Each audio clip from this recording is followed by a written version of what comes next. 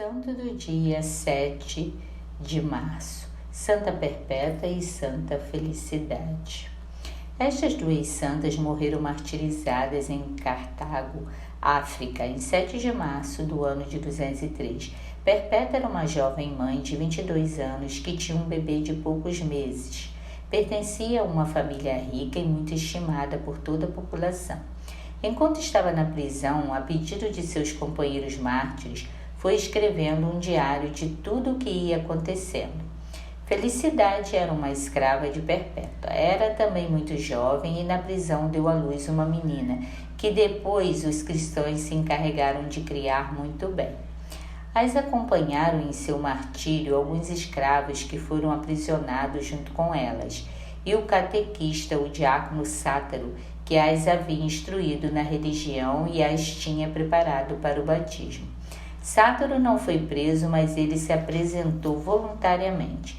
Os antigos documentos que narram o martírio destas duas santas eram imensamente estimados na antiguidade, e Santo Agostinho diz que eram lidos nas igrejas com grande proveito para os ouvintes. Esses documentos narram o seguinte: no ano de 202, o imperador Severo mandou que os que continuassem sendo cristãos e não quisessem adorar aos falsos deuses tinham que morrer. Perpétua estava celebrando uma reunião religiosa em sua casa de Cartago, quando chegou a polícia do imperador e a levou prisioneira junto com sua escrava Felicidade e os escravos Revocato, Saturnino e Segundo. Diz Perpétua em seu diário: nos jogaram no cárcere e eu fiquei consternada porque nunca tinha estado em um lugar tão escuro. O calor era insuportável e éramos muitas pessoas em um subterrâneo muito estreito. Parecia que ia morrer de calor e de asfixia e sofria por não poder ter junto a mim o meu filho que era de tão poucos meses e que necessitava muito de mim.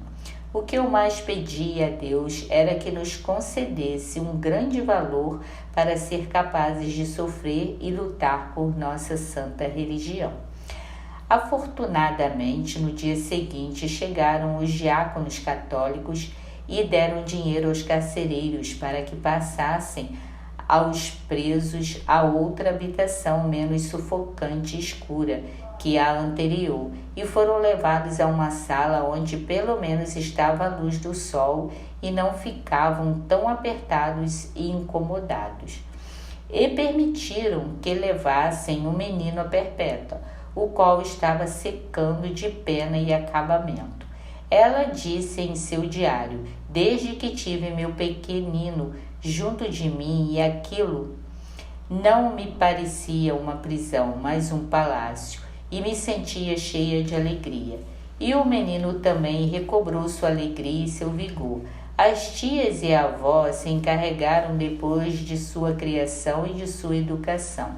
O chefe do governo de Cartago chamou a juízo a Perpétua e seus servidores. Na noite anterior, Perpétua teve uma visão, na qual lhe foi dito que teriam que subir por uma escada cheia de sofrimento, mas que no final de tão dolorosa pendente estava um paraíso eterno que lhes esperava. Ela narrou a seus companheiros a visão que tinha tido e todos se entusiasmaram e se propuseram permanecer fiéis na fé até o fim. Primeiro passaram os escravos e o diácono. Todos proclamaram diante das autoridades que eles eram cristãos e que preferiam morrer antes de adorar a falsos deuses. Logo chamaram a Perpétua. O juiz lhe rogava que deixasse a religião de Cristo e que se passasse a religião pagã, e que assim salvaria sua vida, e recordava que ela era uma mulher muito jovem e de família rica. Mas Perpétua proclamou que estava resoluta a ser fiel até a morte à religião de Cristo Jesus. Então chegou seu pai, o único da família que não era cristão, e de joelhos lhe rogava e lhe suplicava que não persistisse em chamar-se cristão, que aceitasse a religião do imperador, que o fizesse por amor a seu pai e a seu filhinho. Ela se comovia intensamente, mas terminou dizendo-lhe: Pai, como se chama esta vasilha que há na frente? Uma bandeja, respondeu o pai. Pois bem, essa vasilha deve ser chamada de bandeja e não de pote ou colher, porque é uma bandeja. E eu, que sou cristã, não posso me chamar pagã, nem de nenhuma outra religião, porque sou cristã e o que quero ser para sempre. E acrescenta o diário escrito por Perpétua. Meu pai era o único da minha família que não se alegrava porque nós íamos ser mártires por Cristo. O juiz decretou que os 3 homens seriam levados ao circo e ali diante da multidão seriam destroçados pelas feras no dia da festa do imperador, e que as 2 mulheres seriam jogadas e amarradas diante de uma vaca furiosa para que as massacrasse. Mas havia um inconveniente, que Felicidade ia ser mãe, e a lei proibia matar uma mulher que ia dar à luz. E ela sim desejava ser martirizada por amor a Cristo. Então os cristãos oraram com fé, e Felicidade deu à luz uma linda menina, a qual foi confiada a cristãs fervorosas, e assim ela pôde sofrer o martírio. Um carcereiro debochava, dizendo: agora se queixa pelas dores do parto, e quando chegarem as dores do martírio, o que fará?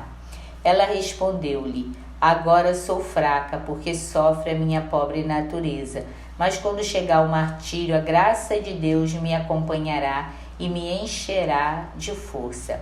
Aos condenados à morte, permitia que fizesse uma ceia de despedida. Perpétua e seus companheiros converteram sua ceia final em uma ceia eucarística. 2 santos diáconos levaram a comunhão a eles, e depois de orar e de animar-se um aos outros, se abraçaram e se despediram com o beijo da paz.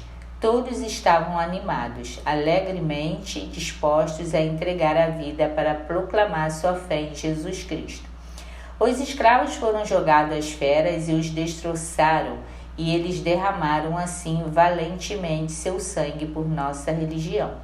Antes de levá-los à praça, os soldados queriam que os homens entrassem vestidos de sacerdote dos falsos deuses e as mulheres vestidas de sacerdotisas das deusas dos pagãos. Mas Perpétua se opôs fortemente e ninguém quis colocar vestidos de religiões falsas. O diácono Sátaro tinha conseguido converter ao cristianismo a um dos carcereiros chamado Prudente e disse-lhe: para que vejas que Cristo sim é Deus, te anuncio que serei jogado a um urso feroz, e essa fera não me causará dano algum. E assim sucedeu. O amarraram e o aproximaram da jaula de um urso muito agressivo. O feroz animal não quis fazer-lhe nenhum dano e, ao contrário, deu uma tremenda mordida no domador que tratava de fazer com que se lançasse contra o santo diácono. Então soltaram a um leopardo e este, com uma dentada, destroçou a Sátaro. Quando o diácono estava moribundo, untou com seu sangue um anel e o colocou no dedo de Prudente, e este aceitou definitivamente tornar-se cristão. Perpétua e Felicidade foram envolvidas dentro de uma malha e as colocaram na metade da praça, e soltaram uma vaca bravíssima, a qual as chifrou sem misericórdia. Perpétua unicamente se preocupava por ir arrumando a roupa de maneira que não desse escândalo e a ninguém, por parecer pouco coberta. E arrumava também os cabelos para não parecer despenteada como uma chorona pagã. As pessoas emocionadas ao ver a valentia destas 2 jovens mães pediu que as tirasse pela porta onde iam os gladiadores vitoriosos. Perpétua, como voltando de um êxtase, perguntou: e onde está a tal vaca que ia nos atacar? Mas logo esse povo cruel pediu que voltasse a trazê-las e que cortassem-lhes a cabeça diante de todos. Ao saber desta notícia, as 2 jovens valentes se abraçaram emocionadas e voltaram à praça. Felicidade teve a cabeça cortada com uma machadada, mas o carrasco que tinha que matar Perpétua estava muito nervoso e errou o golpe. Ela deu um grito de dor, mas estendeu bem a cabeça sobre o cepo e indicou ao carrasco com a mão o lugar preciso de seu pescoço onde devia dar a machadada. Assim, esta mulher valorosa, até o último momento, demonstrou que se morria Marte era por sua própria vontade e com toda generosidade. Estas duas mulheres, uma rica e instruída e a outra humilde e simples serva, jovens esposas e mães, que na flor da vida preferiram renunciar às alegrias de um lar com tal de permanecer fiéis à religião de Jesus Cristo, o que nos ensina. Sacrificaram um meio século que poderia restar-lhes de vida nesta terra e estão há mais de 17 séculos gozando no paraíso eterno. Santa Perpétua e Santa Felicidade, rogai por nós. Amém.